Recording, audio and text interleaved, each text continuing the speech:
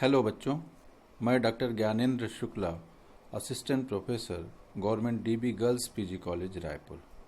आज हम आंतरगणन एवं बाह्यगणन के अंतर्गत प्रत्यक्ष द्विपद विस्तार रीति का अध्ययन करेंगे। आंतरगणन एवं बाह्यगणन की प्रत्यक्ष द्विपद विस्तार रीति। यह रीति उस अवस्था में जहां x के माप समान विस्तार से बढ़ते या घटते क्रम में हो, लेकिन जिस x के माप के समकक्ष y का मूल्य आंतरगणन करना है वह स्वयं उस समान वर्ग की ही एक सीमा हो, तो बिना परिमित अंतरों के ज्ञात किए ही द्विपद विस्तार का प्रयोग कर आंतरगणन संभव है। अर्थात इस विधि में परिमित अंतरों को ज्ञात नहीं किया जाता, जिसके अंतर्गत आंतर सारणी बनाई जाती है और डेल्टा 10, डेल्टा 20, डेल्टा 30 आदि ज्ञात किए जाते हैं। प्रयोग की शर्तें। आंतरगणन एवं बाह्यगणन की प्रत्यक्ष द्विपद विस्तार रीति के प्रयोग की दो शर्तें हैं। पहली, श्रेणी समान अंतर या वर्ग विस्तार में बढ़ती हो, और दूसरी शर्त है समान अंतर या वर्ग विस्तार में आने वाले किसी मूल्य को ज्ञात करना हो। कुछ द्विपद विस्तार इस टेबल में दिए गए हैं कि अगर x के ज्ञात मूल्यों की संख्या 2, 3, 4, 5, 6 और 7 है तो एक्सप्रेशन क्या होगा। अगर दो पद ज्ञात हैं तो होगा y-1 का स्क्वायर इज इक्वल टू 0। अगर तीन पद ज्ञात हैं तो y-1 cube is equal to 0।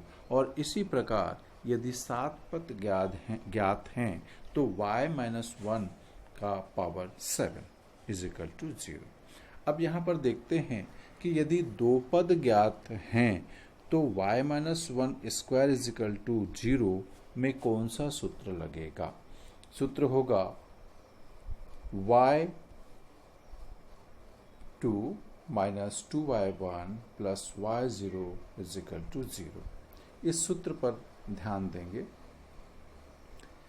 अगर दो पद ज्ञात हैं तो हमने सूत्र का उपयोग किया y2 minus 2y1 plus y0 is equal to 0। इस सूत्र में पहला पद धनात्मक है, दूसरा ऋणात्मक और तीसरा फिर से धनात्मक है। जितने घात का पद ज्ञात करेंगे वो जो घात है वो y2 से शुरू होगा। अर्थात दो पद के लिए यदि हम ज्ञात करते हैं तो पहला पद y2 होगा। अगर तीन पद के लिए ज्ञात करते हैं तो पहला पद y3 होगा। अगर चार पद के लिए ज्ञात करते हैं तो पहला पद y4 होगा। और इसी तरह से यदि हम 7 पद के लिए ज्ञात करते हैं तो y7 से ये सूत्र प्रारंभ होगा। इस सूत्र में पहला पद हमेशा धनात्मक होगा, जैसे कि यहाँ पे देखें y2, फिर y3, y4, y5, y6 और y7 ये सभी धनात्मक हैं।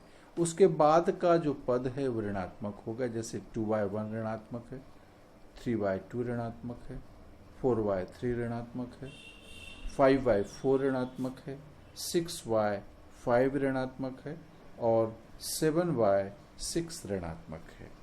तो प्लस माइनस प्लस ये जो साइन है वो क्रमशः बदलता जाएगा।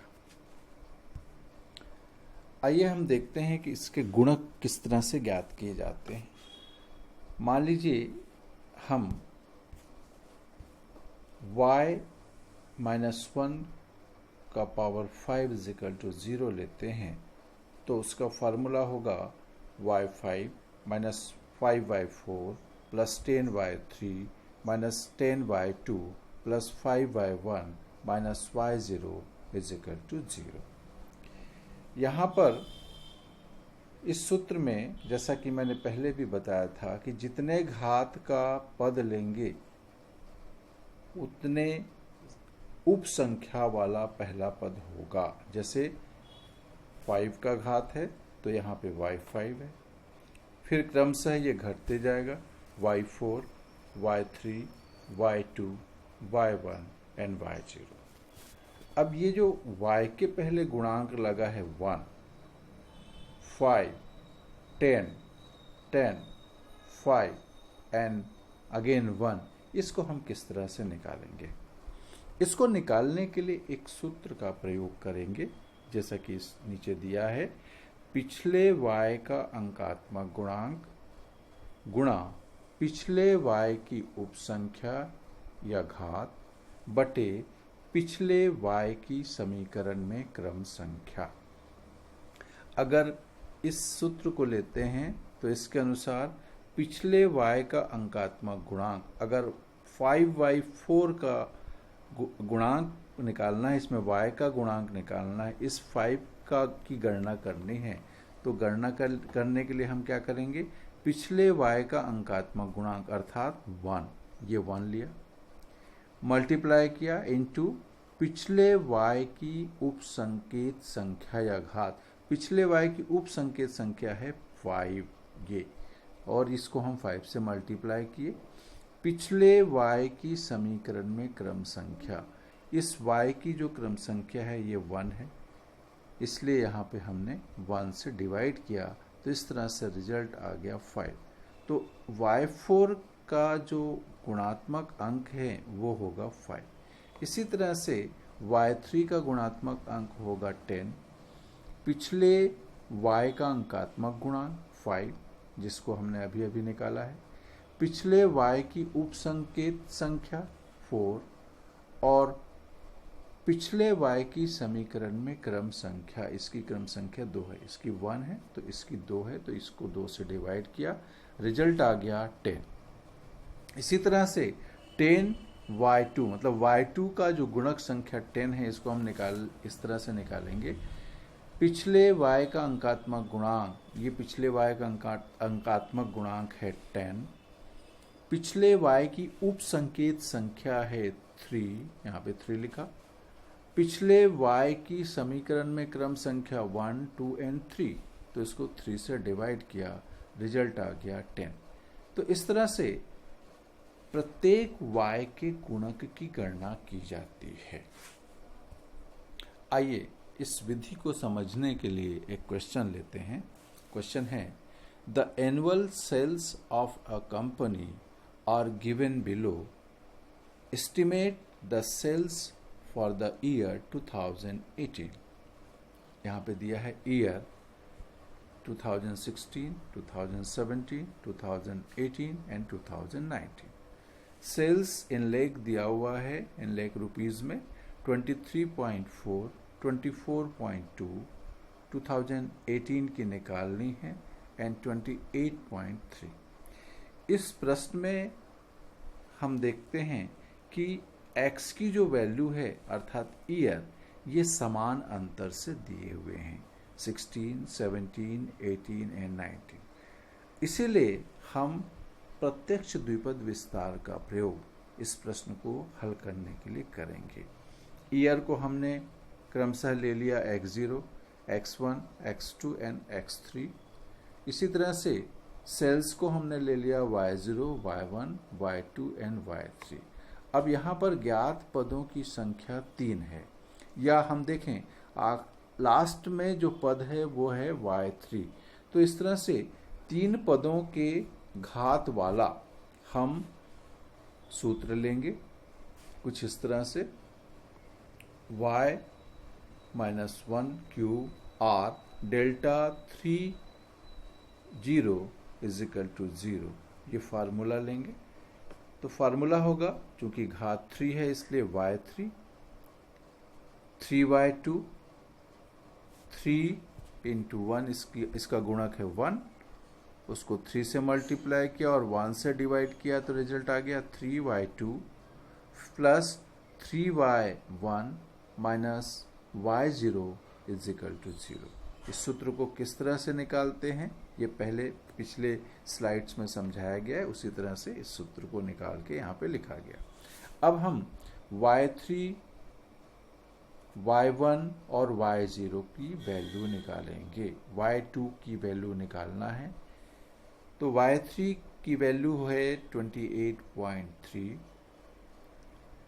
Minus 3y2 plus 3 into y1 की वैल्यू है 24.2 माइनस y0 की वैल्यू रख दिया 23.4 इज इक्वल टू 0।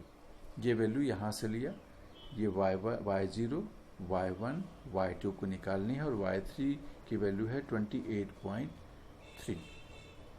तो ये समीकरण में y3, y1 एंड y0 की वैल्यू रख दिया। अब इसको सॉल्व करेंगे। 24.2 को 3 से मल्टीप्लाई कर दिया तो 72.6 आ गया। इस तरह से 28.3 प्लस 72.6 किया तो 100.9 minus 23.4 minus 3y2 is equal to 0। अब 100.9 में 23.4 को माइनस कर देंगे। माइनस करने के बाद रिजल्ट आ जाएगा 77.5 minus 3y2 is equal to 0। 3y2 is equal to 77.5, y2 is equal to 77.5 divided by 3 is equal to 25.83। तो इस तरह से अज्ञात मूल्य y2 की वैल्यू जो है वो होगी 25.83। इसके बाद आगे चलते हैं। अगर दो अज्ञात मूल्य हैं तो उसकी गणना कैसे करेंगे। दो अज्ञात मूल्यों का आंतरगणन। दो अज्ञात मूल्यों के आंतरगणन करने की दो विधियां हैं। उसमें से प्रथम विधि इस प्रकार है कि अगर 7 पद ज्ञात हैं और 2 पद अज्ञात हैं, 7 पद ज्ञात हैं और 2 पद अज्ञात हैं, तो पहले डेल्टा 70 का समीकरण बनाएंगे, फिर डेल्टा 80 का समीकरण बनाएंगे। इन दोनों समीकरणों में ज्ञात मूल्य रखकर अज्ञात मूल्यों की गणना कर लेंगे। तो इस तरह से अगर 7 पद ज्ञात हैं तो पहले डेल्टा 70 का समीकरण लेंगे, सारे अज्ञात मूल्यों को, ज्ञात मूल्यों को रखेंगे और एक समीकरण प्राप्त करेंगे। फिर डेल्टा 80 का समीकरण लेंगे, सारे ज्ञात मूल्यों को उस समीकरण में रखेंगे और इस तरह से दूसरा समीकरण प्राप्त करेंगे और फिर इन दोनों समीकरणों को हल करके अज्ञात मूल्यों की गणना की जाएगी। इसको समझने के लिए एक क्वेश्चन लेते हैं। क्वेश्चन है, the following data give the sale figures in 1000 rupees of a firm during different months of a year. Interpolate for the missing figures. Month दिया हुआ है जनवरी, फरवरी, मार्च, अप्रैल, मई एंड जून। सेल्स है 7, फेब की निकालनी है, 13, 15 मई की भी निकालनी है एंड जून। अब यहाँ पर हम सबसे पहले सेल्स को मंथ को x0, x1, x2, x3, x4 और x5 ले लेंगे और सेल्स को क्रमशः y0, y1, y2, y3, y4 and y5 ले लेंगे। तो यहाँ पर इस प्रश्न में ज्ञात मूल्यों की संख्या है 1, 2, 3 एंड 4, अर्थात डेल्टा 40 का एक समीकरण लेंगे और उससे एक अधिक अर्थात डेल्टा 50 का समीकरण लेंगे। पहले उस सूत्र को हम रखेंगे डेल्टा 50 के और फिर डेल्टा 40 के। दोनों कोई भी सीक्वेंस हम ले सकते हैं। हम चाहें तो पहले डेल्टा 40 का फार्मूला ले सकते हैं और बाद में डेल्टा 50 का फार्मूला ले सकते हैं, या पहले डेल्टा 50 का फार्मूला ले लें और बाद में डेल्टा 40 का फार्मूला ले लें। किसी भी स्थिति में हमको 2 समीकरण प्राप्त होंगे और उन दोनों समीकरणों को हल करके अज्ञात मूल्यों की गणना की जाएगी। जैसे इस क्वेश्चन में सबसे पहले हमने डेल्टा 5 का फार्मूला लिया, y5 minus 5y4 plus 10y3 minus 10y2 plus 5y1 minus y0 is equal to 0। अब इस समीकरण नंबर 1 में जितने भी ज्ञात मूल्य हैं उसको रखेंगे। तो y5 इज इक्वल टू 25 रखा, 5y4 की वैल्यू ज्ञात नहीं है, प्लस 10 इंटू 15 y3 की वैल्यू 15 रखा, माइनस 10 इंटू 13 y2 की वैल्यू यहाँ पे 13 रखी, प्लस 5y1 माइनस y0 की वैल्यू यहाँ पे रखी गई 7 इज इक्वल टू 0। इसको हम सॉल्व कर लेंगे और सॉल्व करने के इस तरह से प्रथम समीकरण हमको प्राप्त हुआ minus 5y4 plus 5y1 is equal to minus 38। इसके बाद डेल्टा 40 का फार्मूला लेंगे।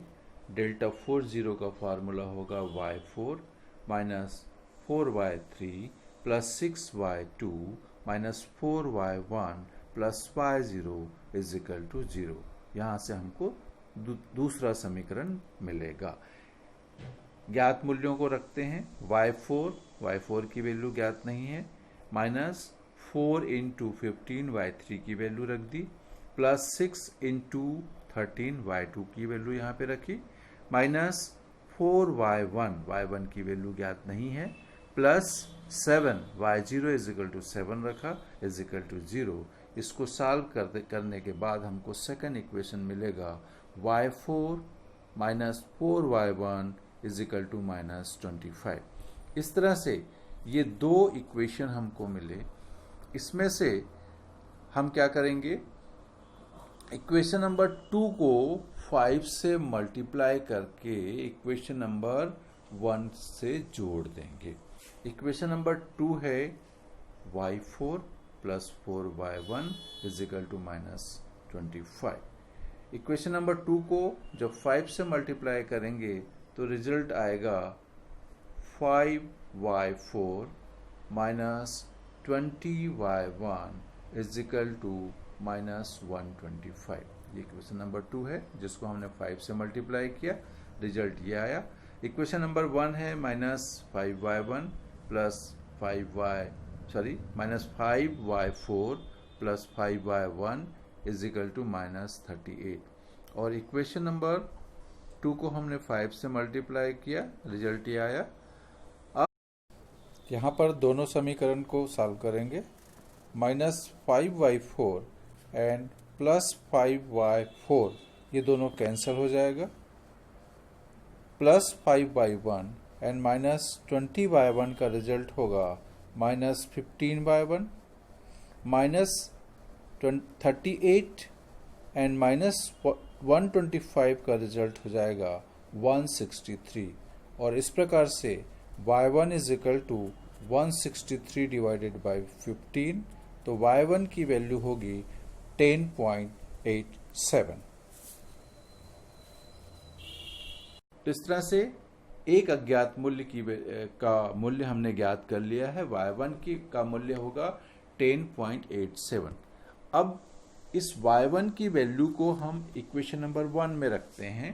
तो इक्वेशन नंबर 1 में इस तरह से minus 5y4 plus 5 into 10.47 y1 की वैल्यू को यहाँ पे रख दिया is equal to minus 38, minus 5y plus 5 से 10.47 को मल्टीप्लाई किया तो रिजल्ट आया 54.35 इज इक्वल टू माइनस 38। और इस तरह से सॉल्व करेंगे आगे तो y4 की वैल्यू होगी minus 92.35 divided by minus 5, minus minus cancel हो जाएगा और फाइनली y4 की वैल्यू आएगी 18.47। तो इस तरह से इस विधि से अगर दो अज्ञात मूल्य हैं तो दोनों अज्ञात मूल्य को ज्ञात करने के लिए हमको दो इक्वेशन बनाने होंगे और उन इक्वेशंस को सॉल्व करके दोनों अज्ञात मूल्यों की गणना करनी होगी। तो इस लेक्चर में यहीं तक पढ़ते हैं। इसके आगे दूसरे लेक्चर में हम दूसरी विधि का अध्ययन करेंगे। धन्यवाद।